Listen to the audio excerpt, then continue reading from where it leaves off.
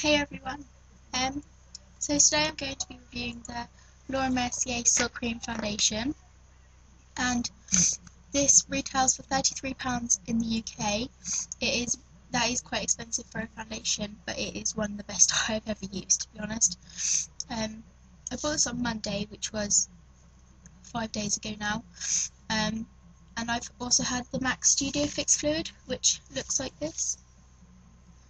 And that is £19.50, and I didn't really get along with that well, because I found during the day it went a bit patchy. Like here mainly I had no foundation, but then everywhere else it was like really dark, and under my eyes I used to be orange. When I bought this foundation, I also bought the MAC Pro Longwear Concealer, and that's £13.50 in the UK as well. And I find that it's really good. I'm hoping to get the Laura Mercier concealer soon when I get more money, because I really do like Laura Mercier products.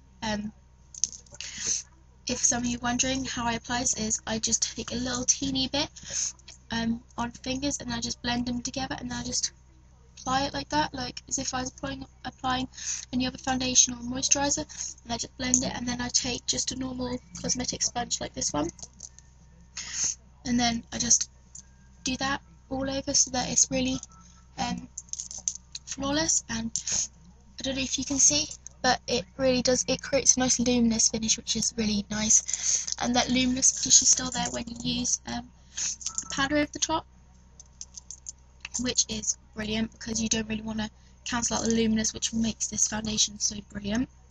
And in this foundation there is 1.18 fluid ounces, which is 35 millilitres. I'm in the colour Soft Ivory, says it there, and this is what the thing looks like. There's just a little hole there where it squirts out, so I will do a little bit on the back of my hand for you, because you really need hardly any for this.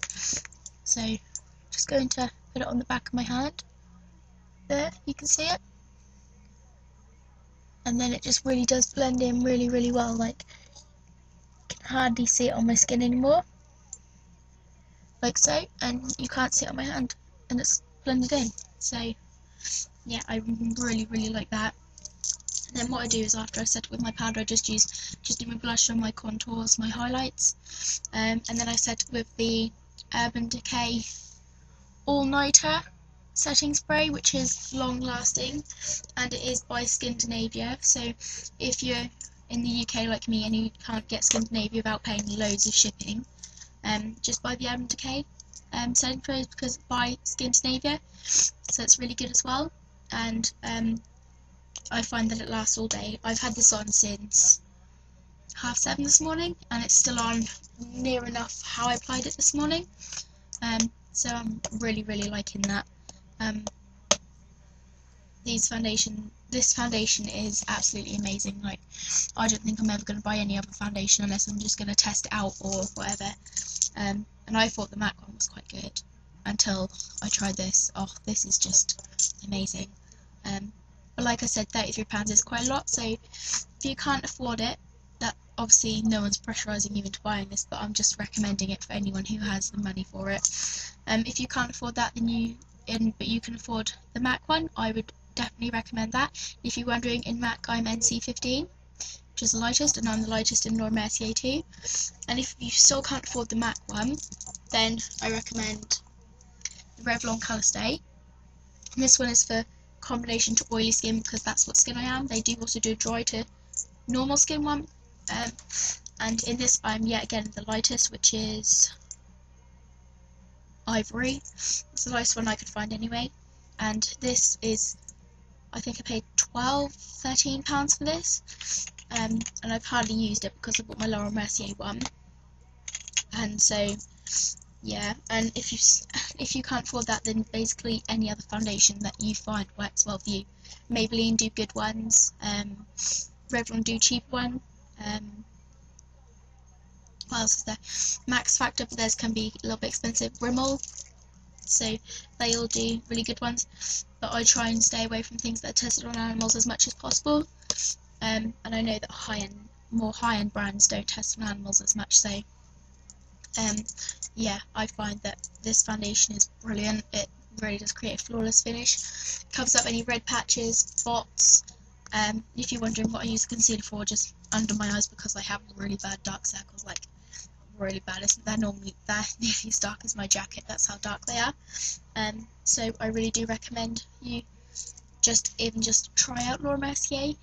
I know that before I bought this, I went there like a week before, something like that, and I was like just saying, oh yeah, I'm interested in buying this foundation and whatever, and then the one behind the counter was just like, do you want to take samples? So I was just like over the moon at that, because I didn't really want to spend £33 on something that I wasn't going to use because I didn't like it. So they gave me a sample and I absolutely loved it, so that's just basically how it got me into it. And oh, if you're wondering, it is a really thick consistency. Like the Revlon is like really ruddy, like really pourable. The MAC one's just a teeny bit thicker, but then you get this, and this is like a thick cream consistency. Like if you ever use Nivea cream, that's so thick, and this is pretty much as thick as that. And that is, but this is full coverage, like full coverage. It's amazing. I love it. I try not to wear anything else but full coverage. I really do love this. Like I say, I recommend it for anyone who wants a full coverage foundation and can afford it. Like obviously it's not one of the really most expensive ones, but it is quite expensive, like really high end. And if you're wondering, I got this from my Laura Mercier account in Gerald's. So yeah, just if you wondered where sells Laura Mercier, I know Gerald does. House of Fraser does, but my House of Fraser doesn't, so that's why I had to get it from Gerald, but obviously it doesn't really matter. So I hope you all enjoyed this review of this little baby, and I'll speak to you all soon. Bye!